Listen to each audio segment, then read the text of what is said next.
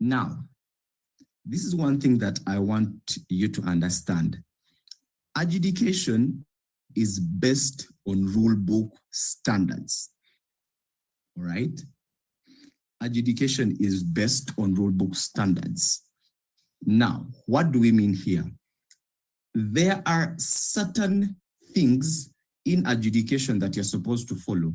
There are certain standards in adjudication that you follow.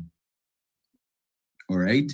It is not just a matter of you going there and expressing what you feel. All right? That is why we do not say that adjudication, we say that adjudication is not a matter of personal state, all right? It's not about your feelings, all right? Now, there are very many speakers you're going to meet, very many different speakers, some tall, some short, light-skinned, dark-skinned. And as an adjudicator, you have to tolerate everybody. But how are you going to tolerate them? With standards, all right?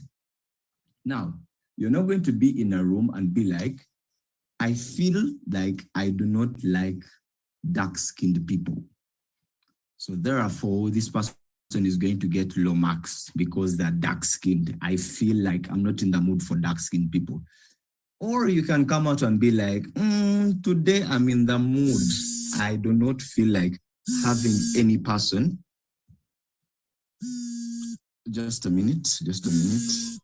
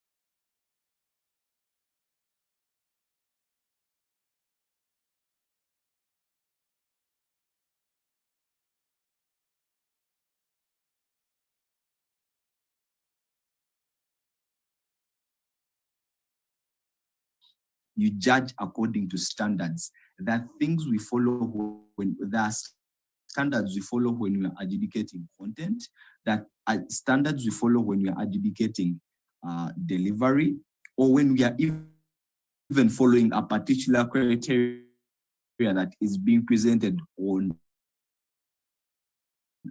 a particular tournament, all right? So is you follow standards, all right? Two, what you need to understand is there's objective evaluation. You evaluate. Oh God.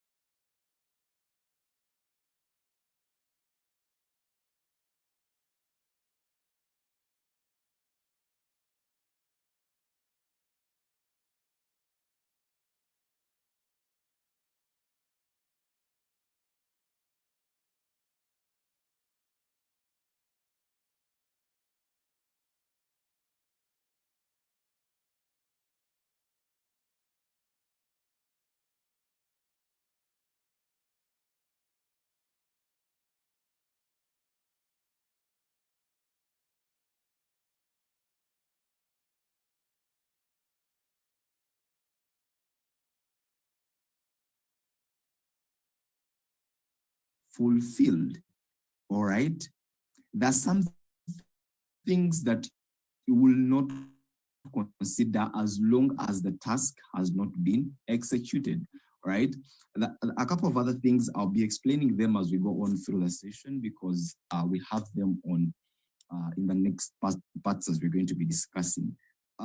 Fourthly, adjudication is a measurement of performance. All right. Sometimes the things that tend to manipulate our minds, that tend to change our minds. For example, you may reach at a tournament and you find out that some of your OBs and OGs from your school have come to that particular tournament and you find them within your room. Now, as an adjudicator, I told you that things or there's a realm of power you've uh, stepped into, and there's a greater responsibility that you're supposed to take on. Now, you overlook that these people are your maybe your OGs or they are your schoolmates and all that, but rather evaluate their performance based on what the task required them to perform. If they deserve high marks, well and good, give it to them. If they do not, give the appropriate scores. Now, and also adjudication deals with being applied consistently from tournament to tournament. These set of standards are consistent. You follow the same things. Some of these things do not change, all right? If it is content, you look out for this, this,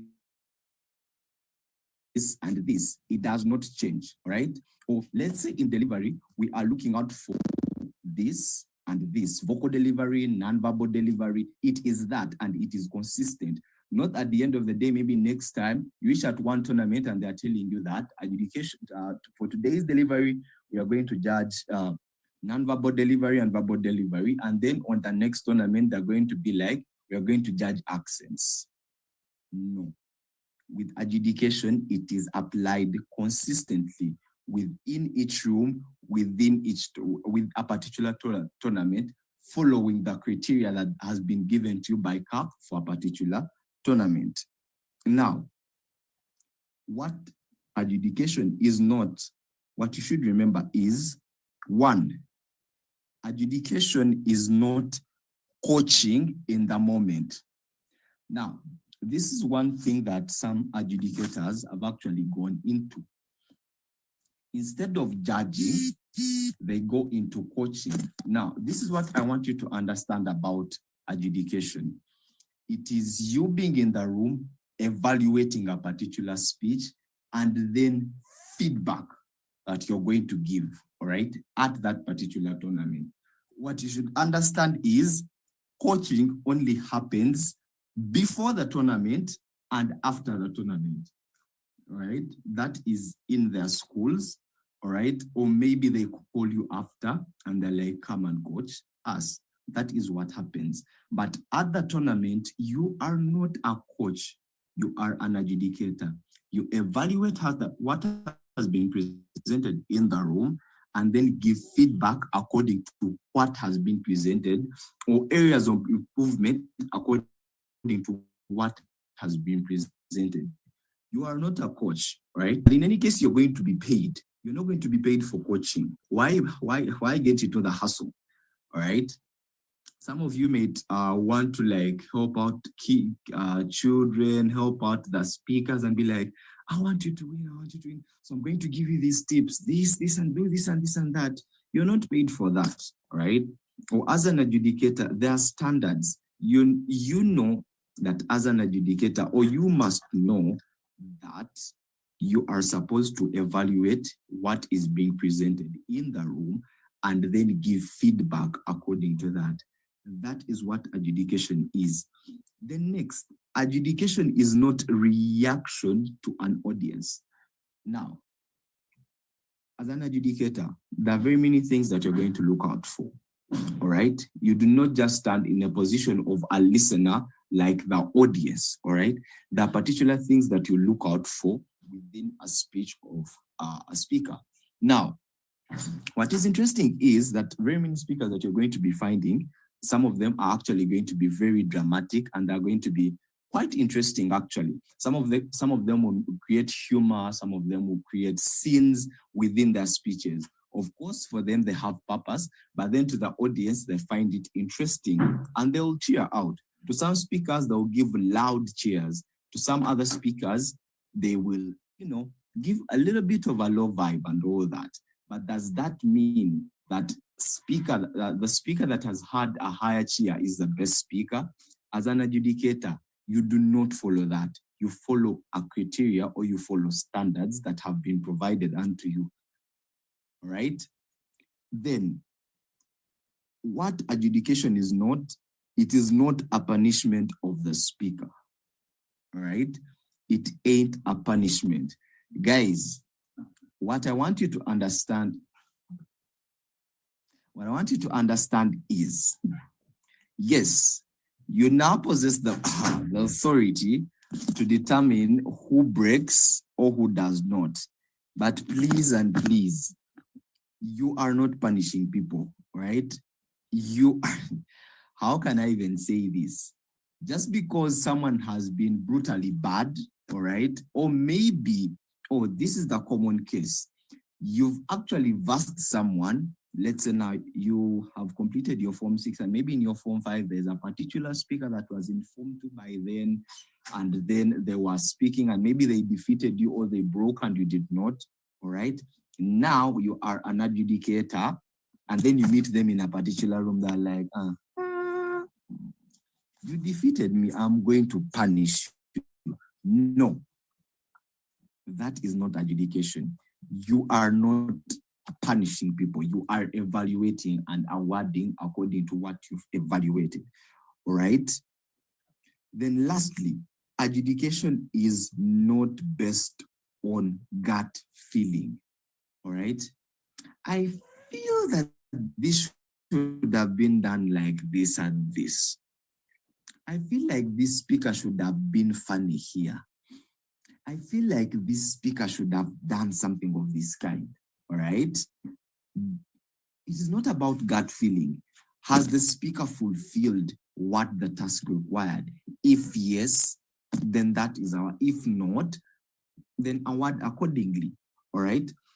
And then one thing, the core question that you should ask yourself as an adjudicator is, did this speech successfully do what this type of speech is supposed to do? All right? That is the only question that should be in your head. All right? Then, as an adjudicator, as I told you, there are very many responsibilities you hold. And one of them is that as an adjudicator, you are a custodian of standards. All right? Everything else can fail. All right? The tournament that day can have bad food. Right? The tournament that they may have the worst camera guy ever, and maybe some of your photos are taken in the worst weird way, or maybe the photographer hates you and makes meme content out of you, right? I mean by the photos, they make meme content out of you, or sticker content, all right? However, all that doesn't matter. But as an adjudicator, the moment you step at a tournament, or the moment you step into a room, everything else ceases. You may be a comedian outside there, all right? But everything ceases. You now become a custodian of standards, all right? You follow standards. You uphold standards of that particular tournament, all right? You preserve them, all right? You preserve those standards because this is one thing. At every tournament, once you follow standards, or standards determine the quality of competition at a tournament. One, if standards are being followed very well, all right, then the competitiveness of a tournament is actually being upheld because scores will be awarded accurately, awarded accordingly, feedback will be given accordingly and accurately, and therefore it gives a fair playground for each and every speaker to compete. But imagine if you do not follow standards, all right? You're playing favoritism to some speakers, or maybe sometimes you're playing feelings in adjudicating these speakers, then it ceases to become a standard kind of tournament and then becomes something else, right? And then the tournament becomes a mess, a total mess. And trust me, you as an adjudicator, you are one of those most responsible people at any particular tournament, right? Three, secondly, as a custodian of standards, you are supposed to apply these standards consistently. What do I mean by the consistency? If speaker A has been the best speaker at different tournaments, all right, let's say Masete Derek has been the best speaker or the best public speaker at DSU Nationals, NDC Nationals, TDN Nationals, best speaker, best speaker, best speaker. All right. Now we come back to UCC Nationals. All right. You are going to use the same standards to him as a person who has never broken at all. All right. At UCC, you are going to use the same standards. I'm not particularly talking about the UCC tournament and all that stuff, but I'm saying that at a particular tournament, you use the same criteria, the same metric, the same scores, all right?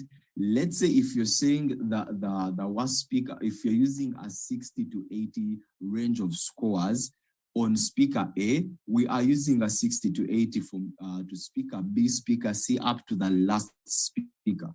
If we are using content, delivery, and language on speaker A, that's the same thing we are going to follow on speaker B, speaker C, and the rest of the speakers. That is the consistency I'm talking about. And as I told you, this is all aimed to provide a fair playground or a competitive playground for each and every speaker that has been there. Then three, as an adjudicator, that is not the only tournament you're going to judge, right? Let's say you've judged House of Lords. That is not going to be your last tournament to judge, unless maybe you choose to, find something else to do other than adjudication and all that. But as long as you're going to continue adjudicating, once you follow standards on tournament A, you prove credibility, all right? You provide recommendation for yourself to go and adjudicate tournament B or tournament C, all right? There's credibility that is given to you, all right? We've seen very many adjudicators sometimes whereby they are good adjudicators on, let's say tournament A, all right? They are good adjudicators on tournament A, but then they're bad adjudicators on tournament B, or they compromise with standards on tournament B. Now, get this, most of the times, they will not be recommended to go and judge tournament C, right? Because they lose credibility immediately. They played a fair playground with A, but then with B, they weren't fair. They did not uphold the particular standards. They did not uphold the particular code of conduct. And then they immediately lose credibility to go and maybe adjudicate other tournaments, right? So as an adjudicator, remember one thing, you are a custodian of standards, all right? And you will use them. They will help you out to build credibility for the next tournaments. And then it also helps you as an adjudicator or as a custodian of standards. You are supposed to be one that is default to structure, all right? Default to structure. The rule book has a particular structure it follows, all right? It has a particular rule book it follows, okay? There is a structure that does not change, all right? Let's say, sometimes at different tournaments, the CA or CAP might have a particular judging philosophy that they're going to use as their criteria to follow when judging. Let's say at tournament A, they are going to judge using content, delivery, language. And maybe for another tournament, they're going to use content, delivery, creativity, and coherence. All right? Different criteria, but the structure does not change. Coherence remains coherence, all right? Content remains content. And the things to follow under content, we shall always remain. The structure remains the same. And those are the standards you're supposed to uphold as an adjudicator.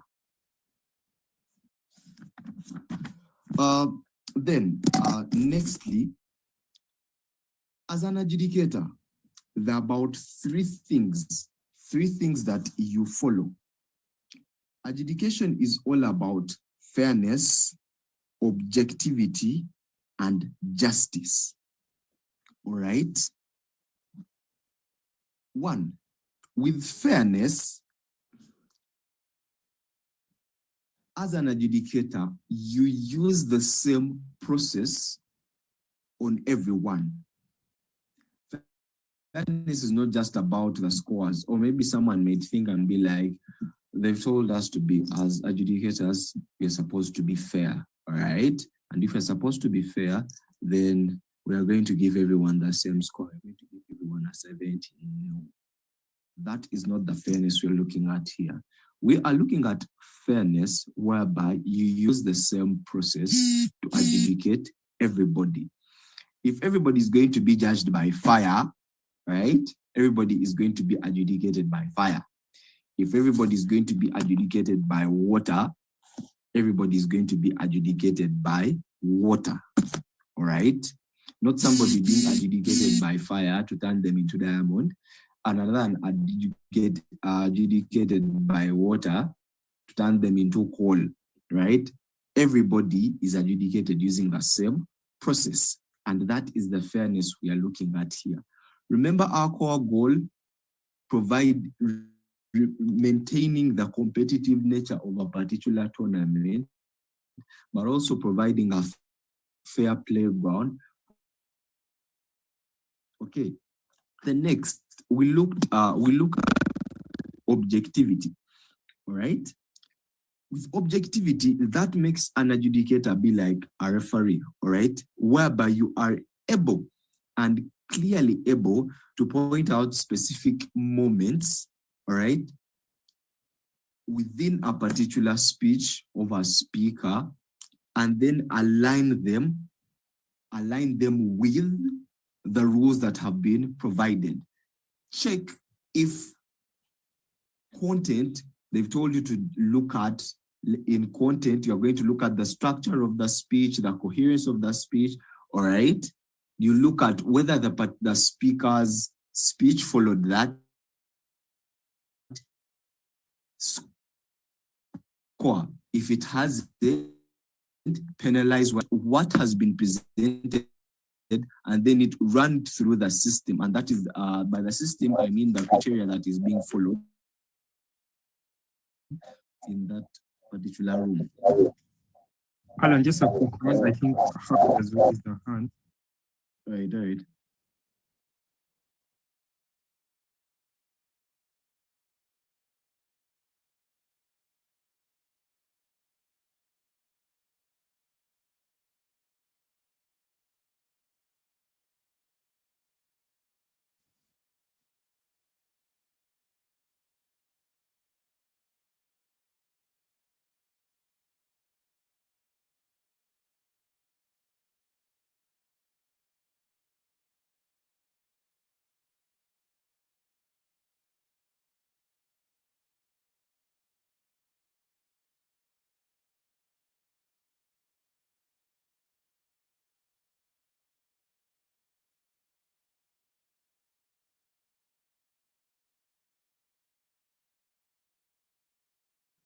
Right, sure.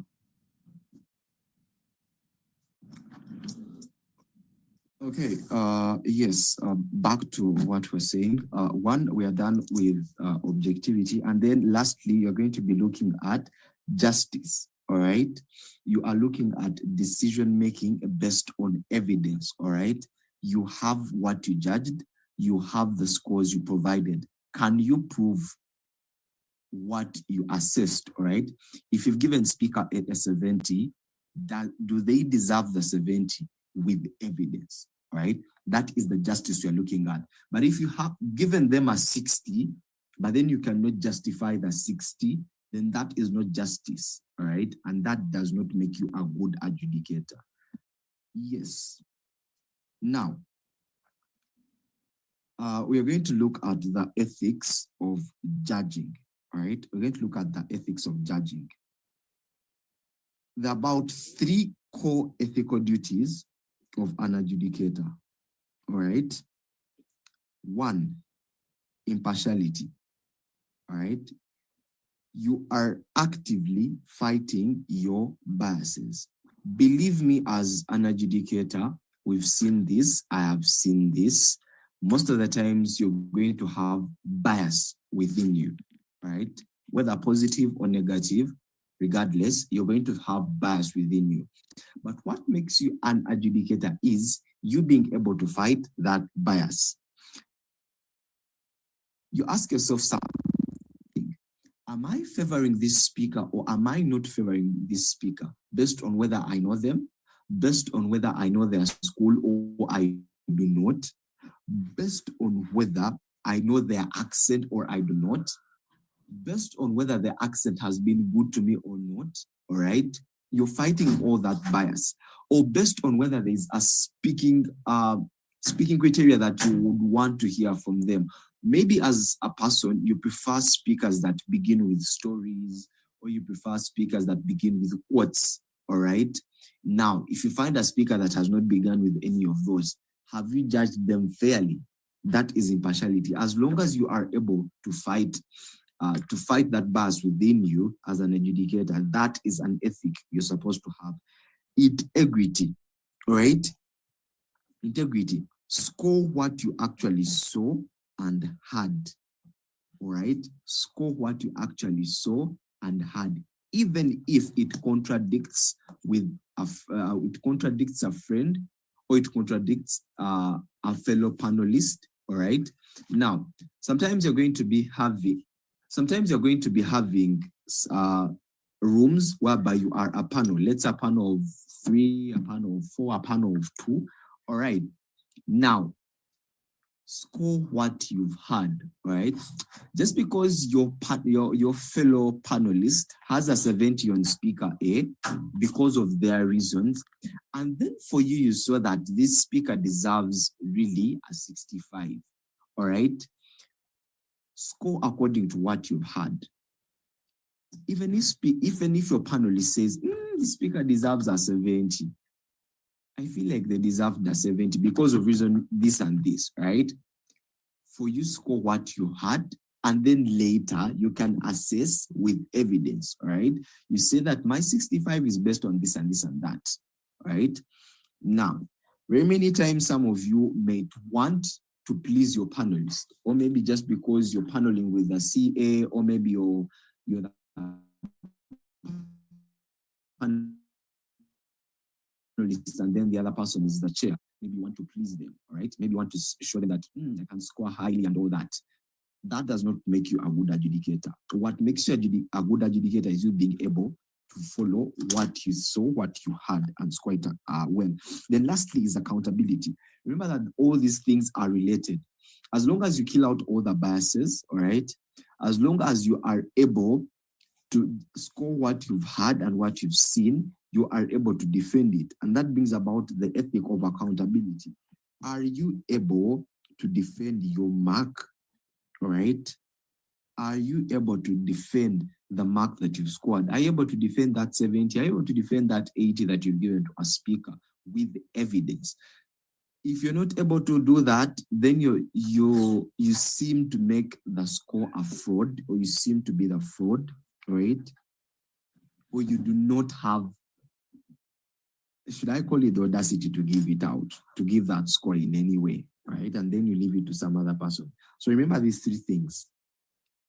As an adjudicator, there are three ethics: being, having impartiality, being integral, and being accountable for every score, for every speaker. Yes, that marks the end of our part one. Now we're going to go straight into part two, procedure and practice of adjudication. After looking at the basis of what adjudication is and is not, the ethics of what as an adjudicator is supposed to follow, or what values you're supposed to possess as an adjudicator in a different realm of power, let's actually look at how now judging actually works. All right. How does adjudication work? Now, I want us to understand this. There are two different things. We are looking at procedure of adjudication, and then we're looking at practice of adjudication. Now, with the procedure, we're looking at the formalized rules and protocol. We're looking at competition formats. We're looking at round structures, right? We're looking at timekeeping requirements. We're looking at timekeeping requirements. We're looking at the technical compliance standards. I'm going to explain each and every one of those. And we're looking at the guidelines of the competition. And with the practice, we are looking at the applied skills and habits, how you listen actively, how you take notes, how you collaborate with other judges, being an average intelligent voter, and turning verdict. Now, first things first, we're going to begin with the competition formats, all right? We're going to begin with the competition formats. Now, at every tournament, for those that have been to public speaking tournaments, there are very many tournaments that you're going to be to as an adjudicator, or maybe if you want as a speaker at university that is maybe doing EAUDC, doing PAUDC, doing the different open tournaments, right? Limpopo is coming on, by the way. Please take part. Limpopo is not your average tournament that you can just ignore. Yes, as I was telling you, there are very many different tournaments that you're going to meet, and they have different competition formats. One, the first format we can have is the elimination format. All right, that is the most common format that we've all met, whereby we have in rounds or out rounds, right? Or where we can have preliminary rounds. Oh God, that one. Preliminary rounds, all right? Every speaker participates in the preliminary rounds, all right? You can have maybe like 3 preliminary rounds, or you can have like 4, depending on the tournament, the time provided at the tournament, or how many speakers you would actually want to break, or how fair you would want to make the tournament to be. And then after those preliminary rounds, they are going to break, right? The top 50 are going to break to out rounds. Out rounds are having things like quarters, semis, and all that. And again, participating in the different rounds depends on the number of speakers you're having, right? Or depends on how CAP decides, right? But then most of the times we break the top 50% or the top half. Let's say if the total show up at the entire tournament is, let's say it's 30 speakers for the entire tournament. When we reach to quarterfinals, you're going to break something like 15, or you're going to break something like 18. But most of the times it is 50% of the total speakers that have participated. And then onwards and onwards, they keep on eliminating until we reach finals, and then we have the winner. All right. One key thing that you must note with this format is it is not the top speaker that is going to be the winner. Most of the times we've seen somebody has topped tab from round 1 up to, like, let's say round 4, and they're the best preliminary speaker. But then again, they do not win the tournament. All right. That is the elimination format. And then we have the league format, right? Like there you can have English Premier League for the football supporters, and have the English Premier League. They play a number of, rounds, and then the one with the highest scores is the one that wins. This same applies to this. the speaker that accumulates the highest number of points or gathers the highest average at the end of the day is the winner. Everyone participates in all rounds, but the one with the highest scores is the one that wins.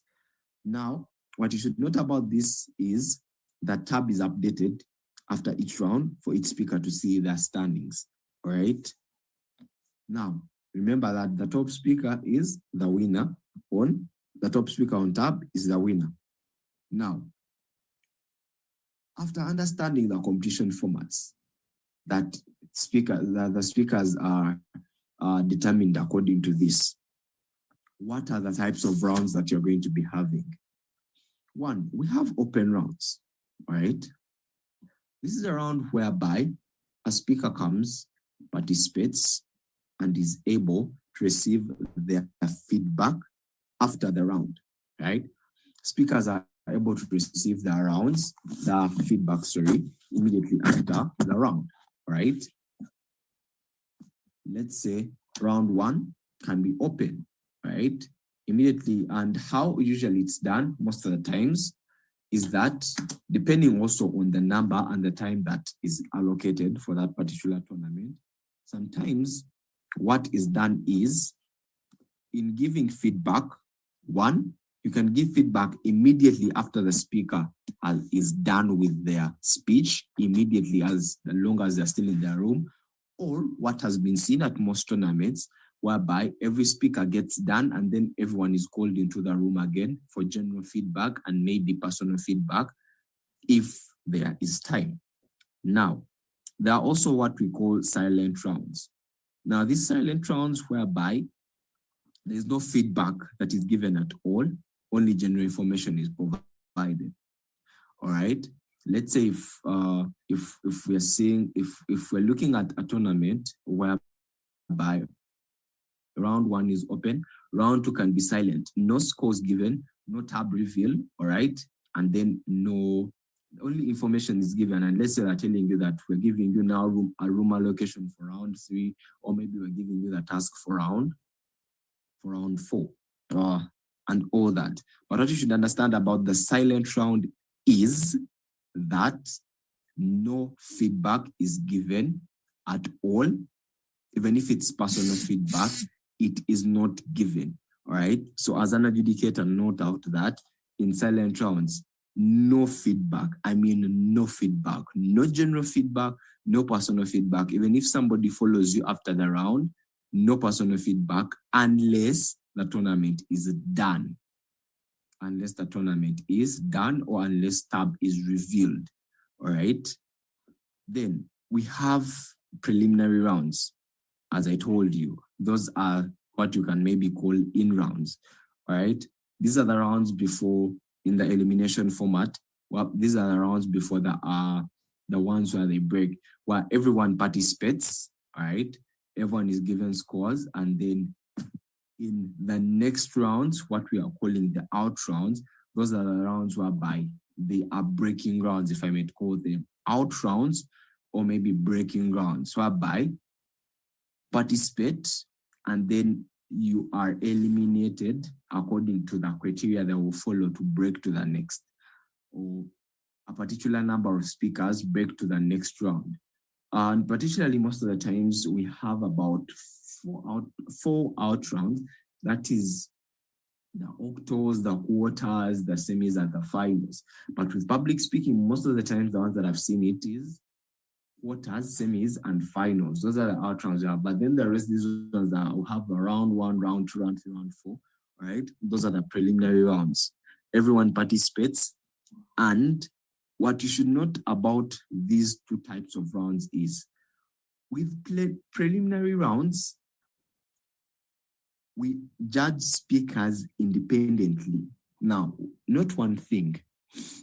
Most of the times, there is a mistake that most adjudicators make, whereby they compare speeches.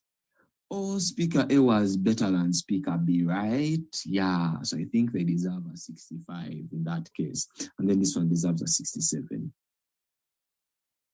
That only happens in out rounds. in rounds whereby you are breaking speakers, whereby you're looking someone to drop and someone to, push on to the subsequent rounds, right? Let's say you're moving from quarters to semis. That means you have to compare speeches, who was better than the other, because the speakers are going to be eliminated.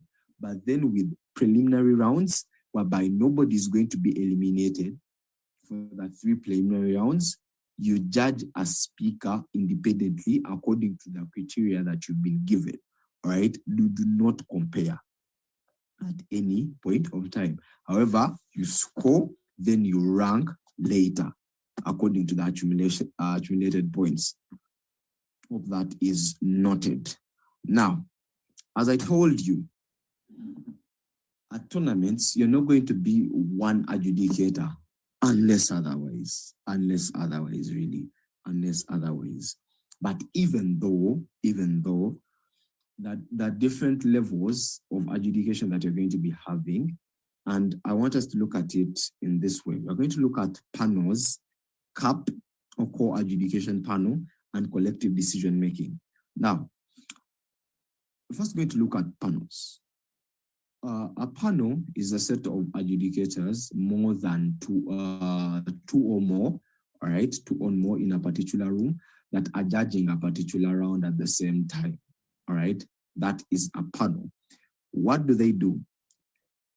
The purpose of these panels is to eliminate individual bias, because sometimes as an adjudicator, you can develop bias from speakers you've already adjudicated, and then you put in the same room and you're like, this person is already bad. Maybe they were bad in that particular type of speaker, then they are good, but just because you're biased, you may score them unfairly. Therefore, a panel is required. Okay? If adjudicators are there, a panel is required. 1, to eliminate individual bias. 2, to have multiple perspectives. And 3, to improve accuracy, all right? To ensure that if there's something that you've missed, your fellow adjudicator has seen it. Or maybe if he has missed it, you have seen it, all right? And then this is how panels are structured. 1, we have a chair for a panel, right? If you're 2, then one of you is going to be a chair. And a chair is the one that coordinates the judging and all that, all right? The chair is the one to decide on how the timing is going to be, depending on how the tournament is going to determine who is going to give the hand signals, who's going to do the timing and all that. And the chair is the one that is going to drive deliberation, right? What do I mean by deliberation? This is decision making in regards to scoring, all right? Let's say in a particular room, you are going to award in ballot for round 1, all right? And you are a panel of 3. Each of you has judged independently, but then the chair is the one to submit that ballot. So he's the one to lead the discussion. A deliberation is merely a discussion of what has been seen in the round and in regards to scores, all right? That is how panels are structured. Then when you look at CAP, that is the core adjudication panel. Now, we have CAP and then other adjudicators. CAP, that is like the topmost, all right? Like the topmost leader, just like the way we have how do they call them? The administrators of our school, the head teacher and the deputies. That is like the CAP, and then you have other teachers, all right? So CAP is the core adjudication panel, like the top judges of a particular tournament. And what do? They oversee the entire adjudication process of the entire tournament. 2, they determine speaker breaks per room. They determine how many people are going to break, if it is per room or it's actually going to be according to TAP. That is work for the CAP. And then 3, they allocate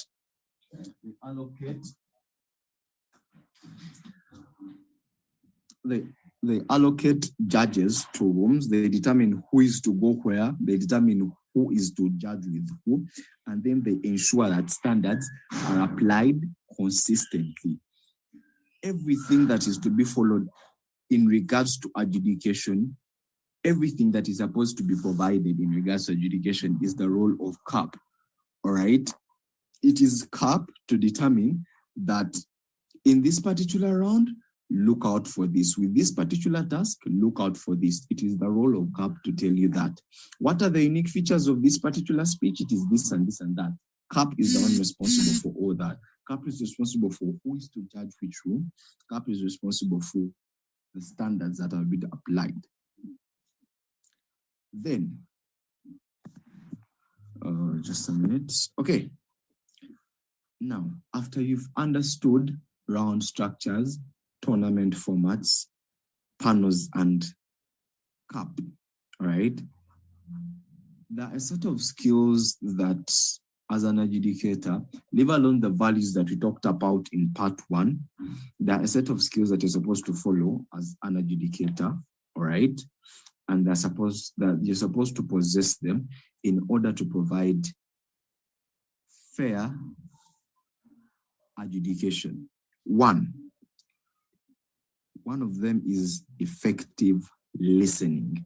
And I'm going to look at effective listening as an adjudication skill. 1, what you should understand is you're not a passive audience member. You're not just like any other member that is seated in the audience listening to the speech, but then they have nothing to do about it, or maybe they're going to cheer and do all that. All right. You have a particular role that you're playing in that particular room. All right. You are an analytical listener tasked with reconstructing the speech in a intended structure. All right. You have things that you are supposed to look out for within a particular speech. You're not just going to listen and do nothing about the speech, but then there are things that you are listening and looking out for within that task. All right. That then requires you to have active listening for yourself. Then you're listening at very, very many things, right? You're supposed to be very, very, in fact, you're supposed to have utmost attention in regards to listening to what? Because what you write, right, the notes that you're taking, right, comes from what you have listened to. You cannot write what you haven't heard, right? And you cannot hear when you've not actively listened. So, in order to develop your effective listening skill, these are some of the things that you're supposed to abstain from, all right? I know some of you have heard that word abstain from some other message. Yes, you're hearing that word again. So abstain from 1, phones and distracting objects. Now, you may have your phone as your time, right? But avoid using your phone, having things like WhatsApp, you're on Facebook, you're on TikTok, and very many other things that will distract you, right? And then you're on a panel and then you are having your friend there and then you tend to discuss, all right? You will not be able to listen when you're talking to somebody else. Then what that calls for is a totally silent room, right? Whereby you are listening. And that calls also for you to control the audience that you're having within that particular room, all right? So that is effective listening as an adjudicator. Yes. Okay, now that we are done with part 2,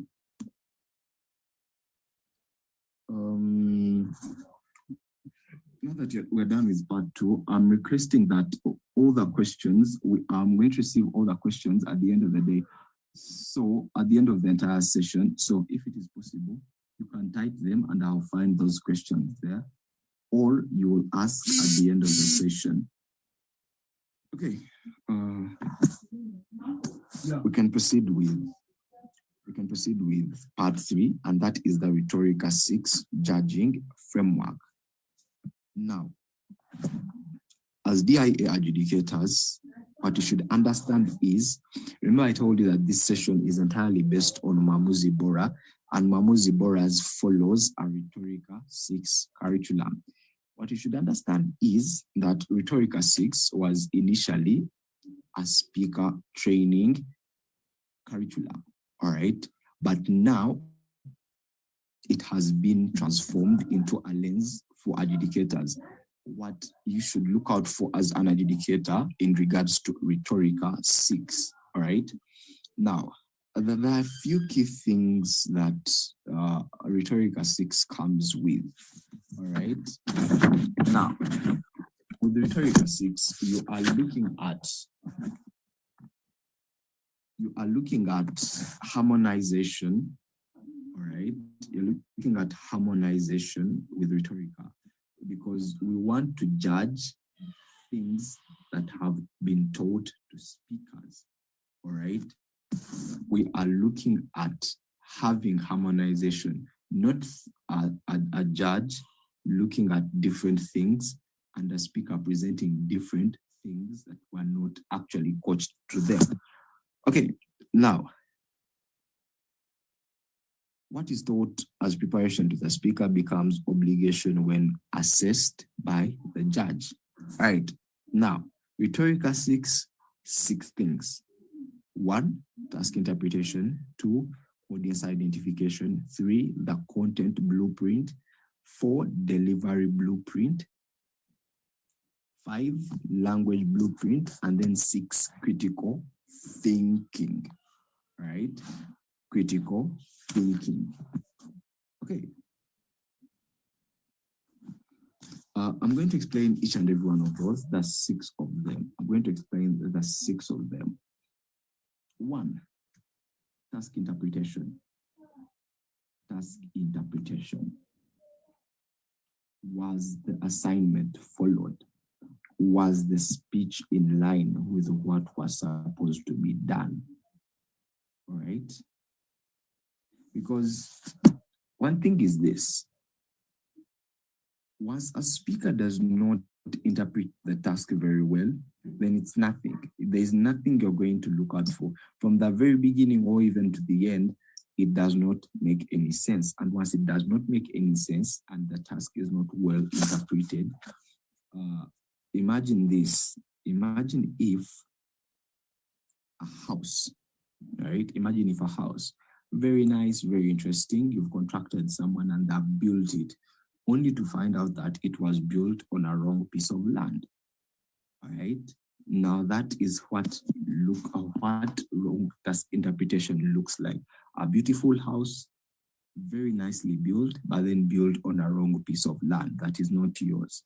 All right. Then that means that there's nothing you're going to look out for.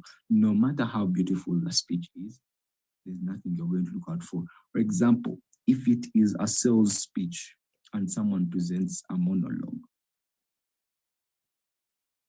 it doesn't make any sense. No matter how beautiful the monologue is, it is not a sales speech. Then that means it has failed out in that particular case. So that is with task interpretation. 2, audience identification. I usually tell this to speakers and then now it comes back to you. As an adjudicator, notice, was the speech presented for that particular room, right? Because what you should understand is that a good speech is attributed to a particular audience, all right? You cannot give a sales speech to people that are on a burial, right? Unless you're selling coffins anyway for the next person to die. But even then, it does not make any sense, all right? Neither can you, all right, present a policy-changing speech to a bunch of children, right? Let's say nursery class. That is not the right audience. Good speech, but then the audience is not right.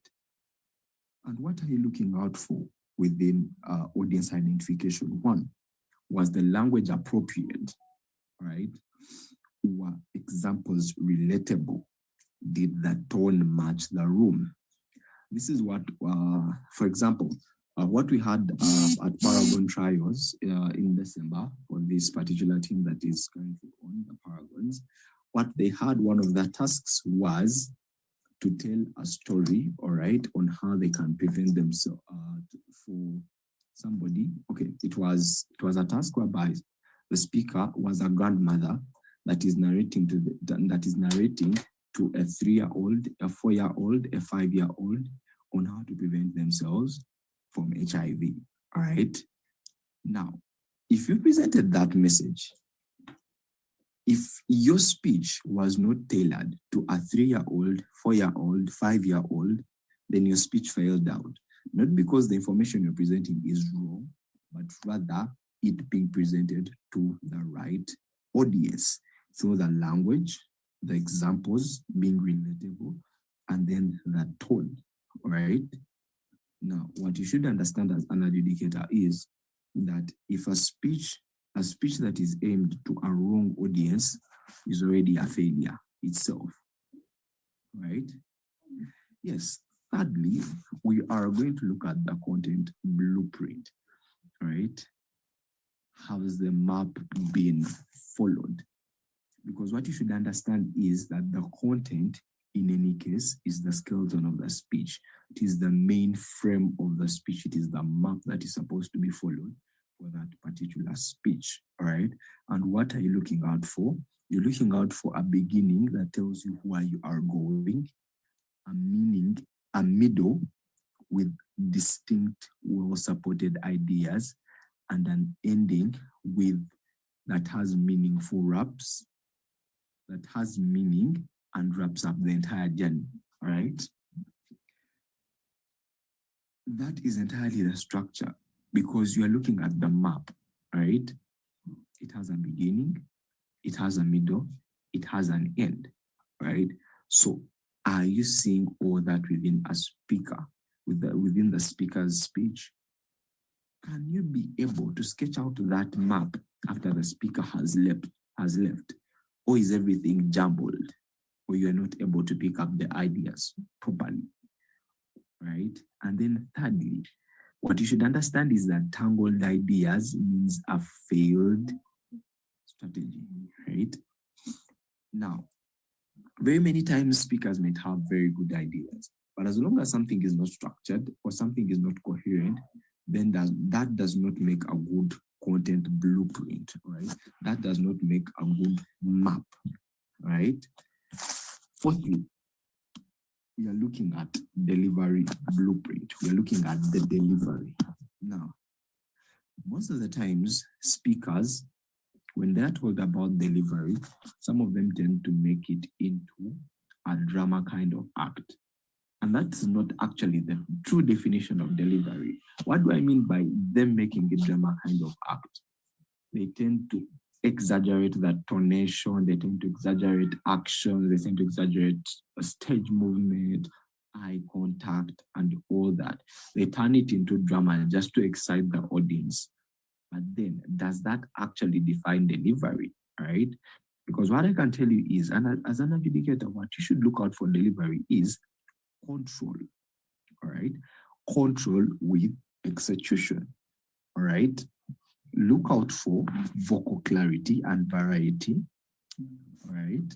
That is pace, pitch, and all that. Then you are going to look out for pace, purposeful movement, and gestures. Sometimes speakers make different gestures with their hands, with their head, and all that. But does that back up the meaning that is being provided within the content, or is it just mere movement that is causing distraction? All right. You're looking at management of pace and pause, right? Within the delivery, within their voice. Was pace well executed, or did it just was pace and pause well executed, or did it just mean an absence of content within their speech? Right? You're looking at expressions. If they are applying clarity, then that is good. But then the ones that are destructive, then they will not give a clear structure or a clear direction of content, and then gives distraction. And once your audience is off, then that calls it a failure, right? Sorry for that. Then the fifth thing of the Rhetorica 6 you're looking out for is the language blueprint. Is the language clear and accessible, right? What do I mean by clear and accessible? Did it provide understanding, right? Was the language being used to provide understanding to everyone, right? Or was it being understandable? Or was it Magezi's type of language that he was using for his campaign, right? For those that have seen Magezi, the language he was using, or one of, how do they call him? I've forgotten his name. But anyways, there's a type of language they use and somebody does not understand it at all. And it almost seems like jargon, right? Was the speaker using jargon? Or were they using language that was appropriate to one, to the audience, but then it also being understandable for everyone, or providing enough understanding for the content that was being provided. So that means, what are you looking out for? You're looking out for whether how easy it was to comprehend the ideas, or the precision of word choice appropriate, and vocabulary and rhetorical devices, all right? Metaphors, stories, the flow and all that. Were they using the right words, right? That is what you're looking out for within the language blueprint. And lastly, of the 6, you are looking out for critical thinking. Now, most of the times we tell speakers, think deeply, think uniquely, all right? You're not just going to present a speech, right? And present it out of, a mere basis, right? Was there actual thinking we are looking at? Yes, we are looking at whether there was a clearly defined problem or idea, solution, or analysis that was logical, right? That if this is this, then it is bringing about this. How can it be solved using this? Because it helps in this and that. That is logical, other than just presenting ideas out of the blue, right? And then also you're looking at, as an adjudicator, you're going to look out for evidence of knowledge with the research, clear sense of what impact was being presented, right? Look at whether there is evidence, examples, right, that will back up the ideas they're actually presenting. Those are the 6 judicial lenses, right? That is what Rhetorica 6 looks like, all right? 1, there is a rule that I want you all to understand. 1, a speech that sounds impressive but says nothing meaningful is a weak speech. Get that from me. It might have good delivery and all that, but as long as it says nothing meaningful that it is presenting, that's a weak speech, all right? And then a speech with simple style but profound, clear speech, all right? What are we looking at? The critical thinking part of it. Yes. 1. Lens 1 and lens 2, that is the task interpretation and audience identification, all right? Those are foundational checks. Those are some of the things that are fundamental, all right? Those are some of the fundamentals that are not compromised at any point of time, all right? Task interpretation. That is the very first thing that you're looking out for. Was the task well executed? Because nothing, no amount of beautiful language or confident delivery can fix a wrong question. It's like asking you in a paper that what was the origin of the Angoni? And you do not know. And then you're like, I don't know. But if that asked the origin of the Bantu, it is like this. No matter how many points you put, no matter how many pages you write about the Bantu origin, you've not answered the question. Same applies to this. Wrongly executed task interpretation means nothing, no matter how beautiful it is. Even audience identification was the speech for that room, right? As long as the speech you presented is aimed at a wrong audience, all right, then it is still a failure. That means it hasn't met its people, all right? Then we're looking at 3 and 4, lens 3 and 4, the content and the delivery. Those are for structure and execution, all right? Was the map well followed, all right? Was there a beginning? Was there a middle? Was there an end? All right. Them being coherent. Remember this, them being coherent, not having the middle, then the beginning, and then the end. No. Were they coherent? All right. The delivery was execution controlled. All right. Was execution controlled? Were you just dramatic or you were effective?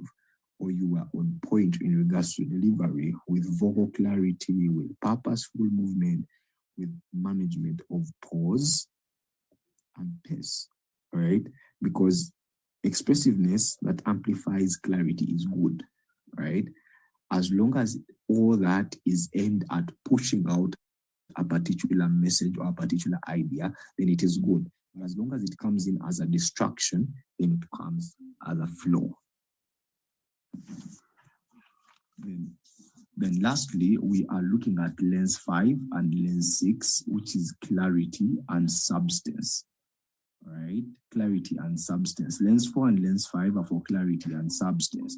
All right, substance, that is having the critical thinking part of it. Was there depth in it? All right, was that something? All right, was that something solid in regards to all the style and all that? And then with the language, was there ease? Was it clear? Was it understandable? Right? Now, with language, I want you to remember one thing. Never confuse accent or dialect with deficiency. Now, in Uganda, we are, should I say, blessed with very many dialects, with very many tribes, from different regions of the country. Now, and then there are also different classes of people. I don't know why, but yeah, sure, that is Uganda. So there are very many people. And sometimes most people have related accents to efficiency or deficiency. I do not want to give examples of tribes, all right, because I do not want to be, how do they call it? When you're against races, you're racial. When you're against tribes, you are tribal. Okay, I do not want to be tribalistic and all that. But then again, you understand what I'm trying to push for, right? Just because someone has mentioned letter L as R within their speech, or maybe their R as letter L, that does not make it deficient. It does not make them deficient. As long as the word was clear, as long as it was understandable, then it qualifies them. Yes. Then we are going to look at weighting, thresholds, and balance. All right.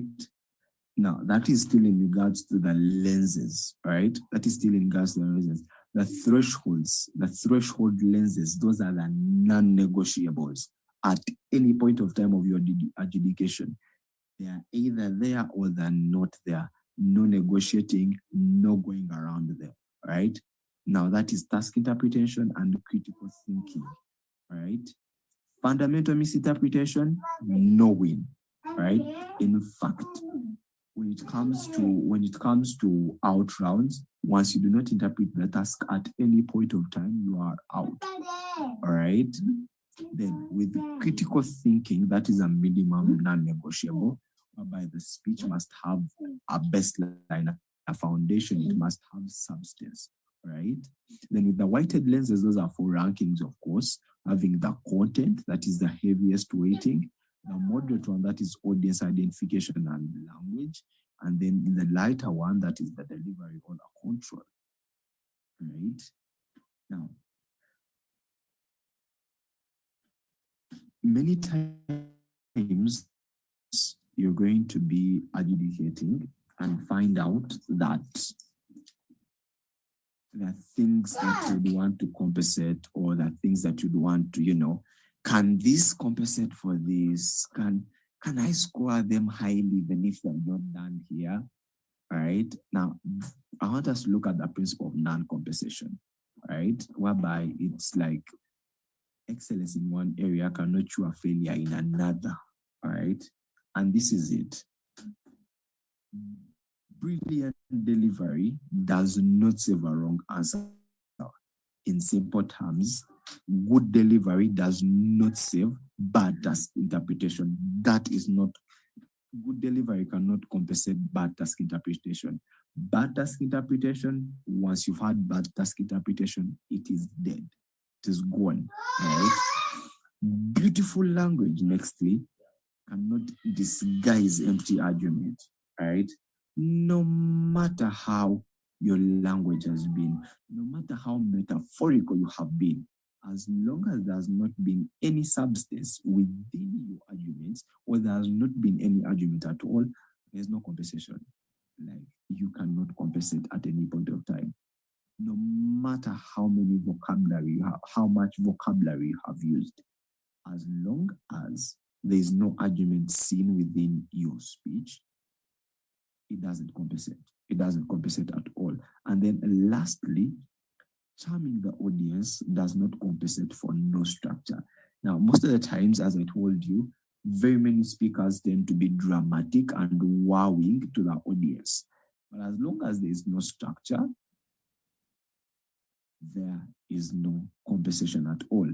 Where did I see this? It was at TDN Nationals. I was judging poetry, and of course, poetry too has its own structure and criteria and all that.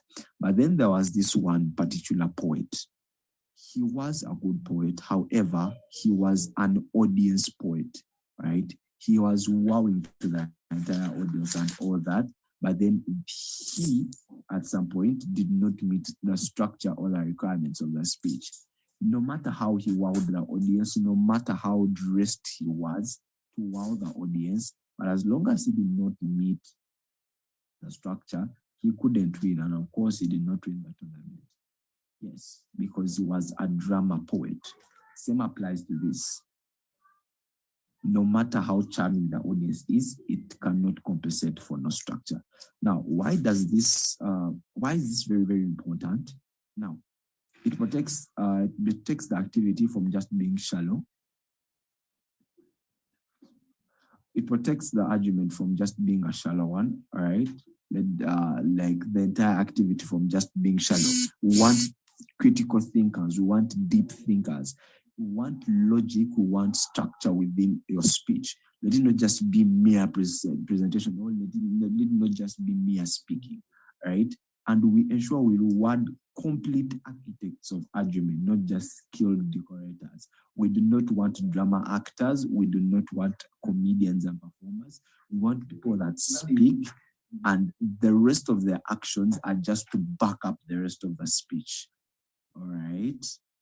Now, within the last minutes, the last 15, having 30 minutes to go, I'm going to use about 15 to finish up this last part. That is our part 4, all right? I'm going to finish up part 4, and then the last 15 minutes will be for asking questions, and then here and there.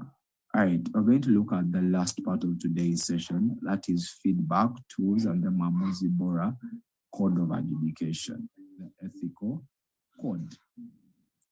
Okay, so we are looking at as adjudication. I told you, you are an adjudicator and you are evaluating, and your adjudication is equal to judging or evaluating plus feedback. All right. Now, feedback. This is the information that you give to a speaker after their particular speech. Now, get this. Feedback can either break you or build you brick by brick. Some of us here may have not grown into the speakers we are or adjudicators we are if we do not receive constructive feedback. Now, this goes back to you. As you are becoming an adjudicator, or as an adjudicator, you are supposed to build. The clear essence of you coming to a tournament, it's not just to evaluate people and then give them scores, declare the winner, and then it's done. All right. You are supposed to build speakers grow speakers, and you can only grow them by you giving them proper and constructive feedback. Remember, you're not coaching, you're giving feedback, right? Based on what they have presented. Okay. One, what does effective feedback look like? It is specific, all right? It is specific. It is specific that you lost here because of this and this, all right? You do not just say, you had a bad score, you really had a bad score. Yes, and you cannot clearly point out where they went wrong. The speaker wasn't entirely bad, all right? The speaker wasn't entirely bad at any point of time. You cannot just come and be like, oh, for you are totally bad. No, you are totally bad. You got a 60 throughout. You are too bad. Try something else. That is not an adjudicator. That is not adjudication, right? With effective feedback, you note out, you are specific, right? You did well here. You did well in your delivery with your vocal delivery. I loved your tonation. I loved your pacing. I loved your emphasis. You did well with hand gestures.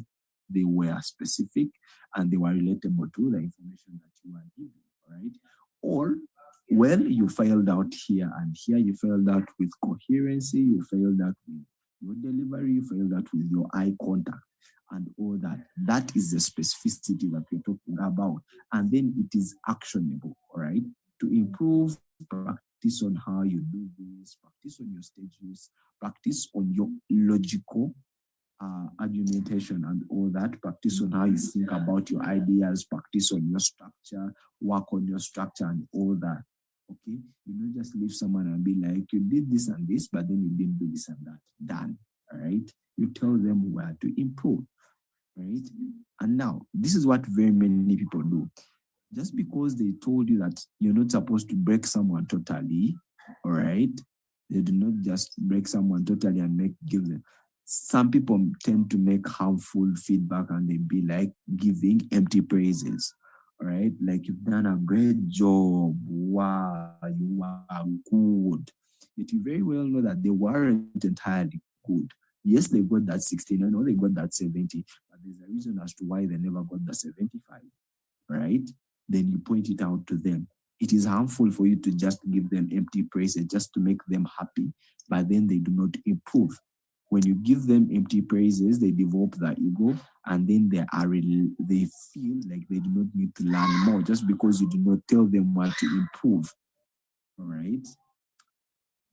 Now, there's also vague criticism, right? Work on delivery, just like that. Like work on delivery, work on content. Where exactly?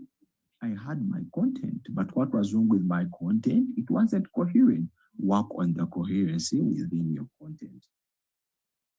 I presented my speech, I had my gestures, and I was delivering. That is also delivery, but you tell them, work on your tonation, that is your pace and your pitch, work on your pauses, have emphasis where necessary. Now that is effective feedback. Remember, you are improving speakers, all right? You are improving speakers, and you are going them to become better for the next tournament or for the next round in that particular tournament. Now, I'm going to give you a step-by-step guide to personal feedback. One, you're going to prepare, right? You're going to prepare. Review your notes, identify the key strengths and the areas of improvement, right?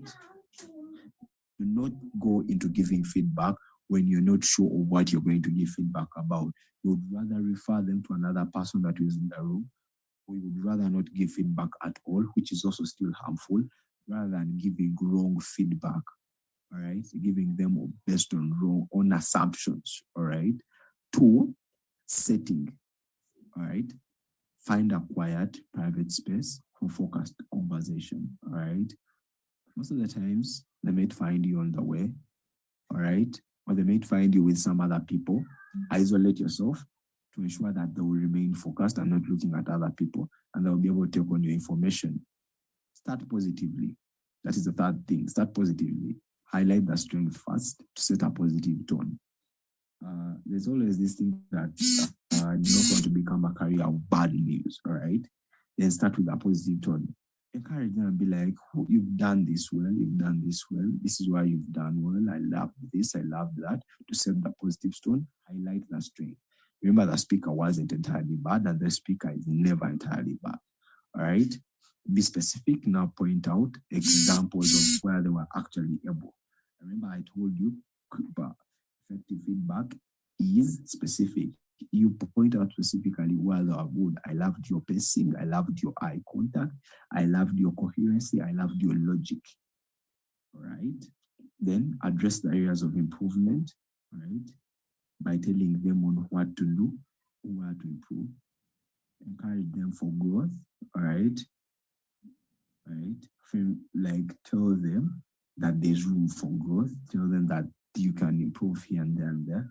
And then listen and respond, all right?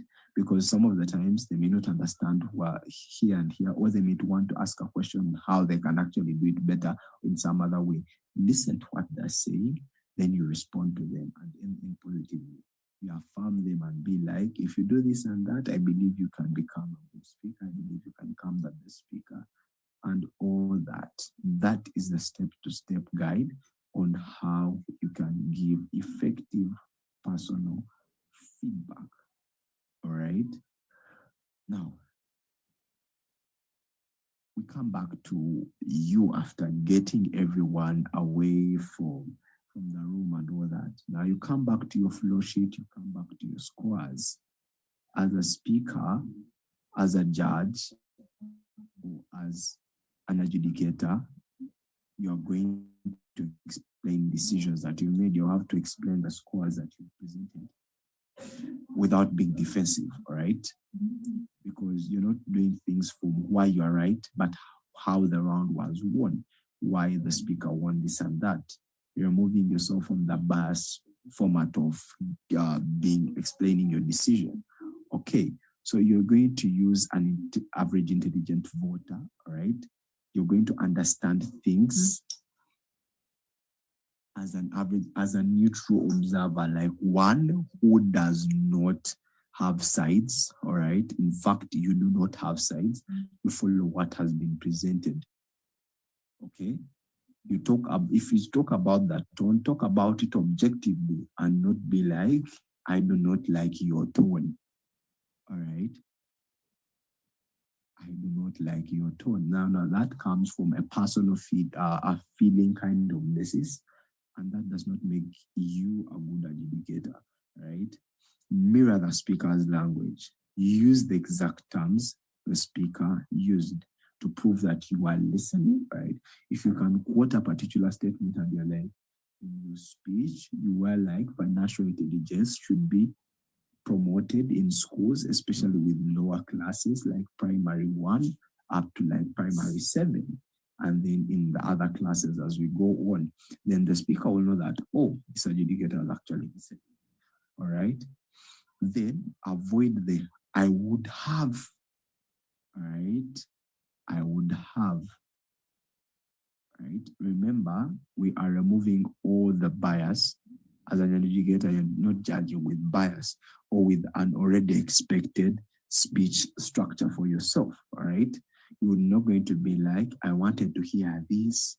You should have done something like this. I would have done this. Okay.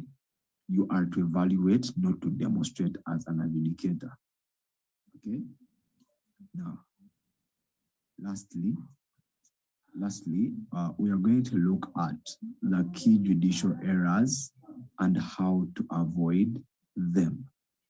All right. You're going to look at the judicial errors. Now, you're going to be prone to errors, and it's very fine. As an adjudicator, it's okay to be prone to errors, but it is not okay for an adjudicator for you to maintain the errors and use them, because that does not make you a fair adjudicator. One, we have the average trap, right? The average trap. Most of the times you're going to be in a room and have a particular average. Let's say most of your speakers are ranging from, let's say, 69 to 72. right? And then there's that one speaker who really deserves a 65. But just because you're seeing an average, and then that 65 is going to raise questions when you are deliberating, and you'll be like, for me to avoid those questions, give them a 69. Now, that does not make you fair. It makes you a biased adjudicator. You do not want to be answerable. But as an adjudicator, that is an error, and you need to avoid it. Give scores in according to what you've had, and you are able to defend it. If somebody deserves the 60, give them the 60. If somebody deserves the 75, even when the rest have got 60s, give it to them as long as you are able to defend it. Okay, remember, you are being a fair adjudicator. Two, we are looking at personal bias, a personal preference bias, right? You're scoring basing on personal beliefs. Let's say you are a pro-educationist and you feel like financial intelligence is actually not really important. It is all about you studying and getting a good job and all that.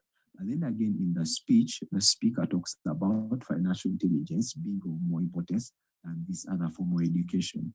So you'll be like, no. I'm going to score them low because I believe. It is okay to believe. Everyone is a believer.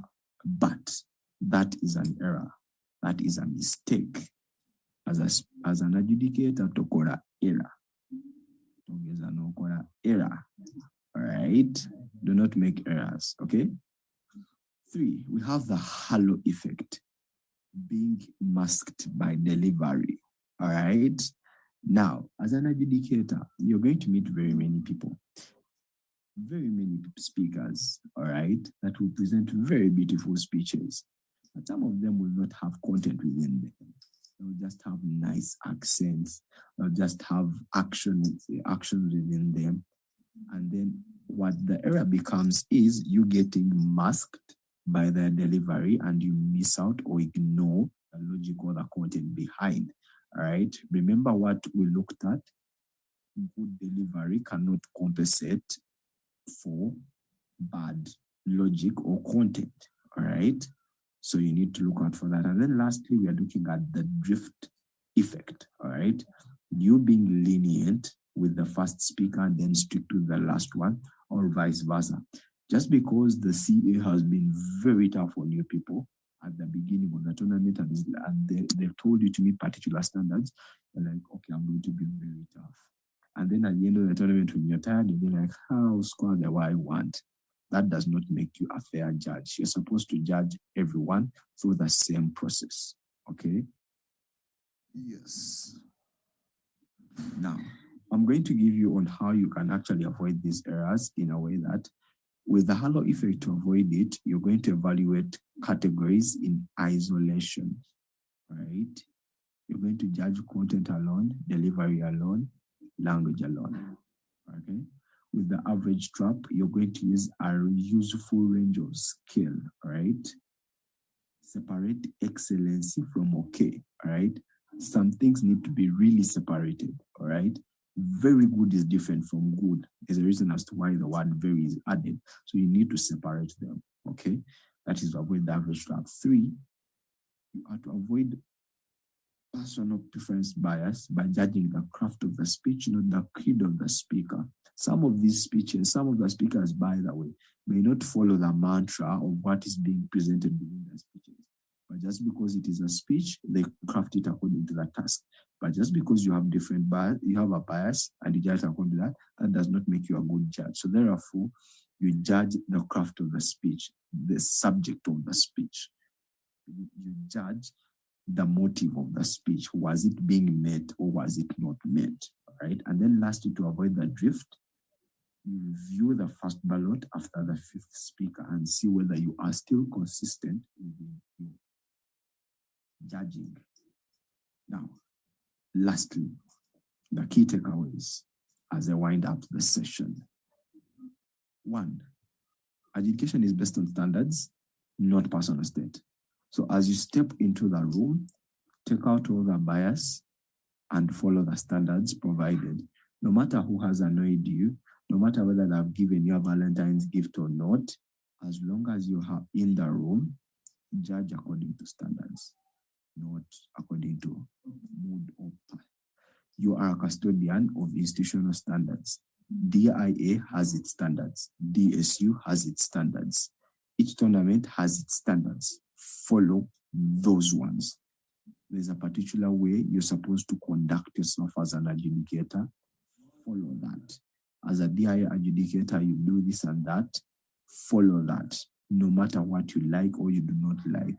As an adjudicator, you are under and you are a custodian of standards, of institutional standards.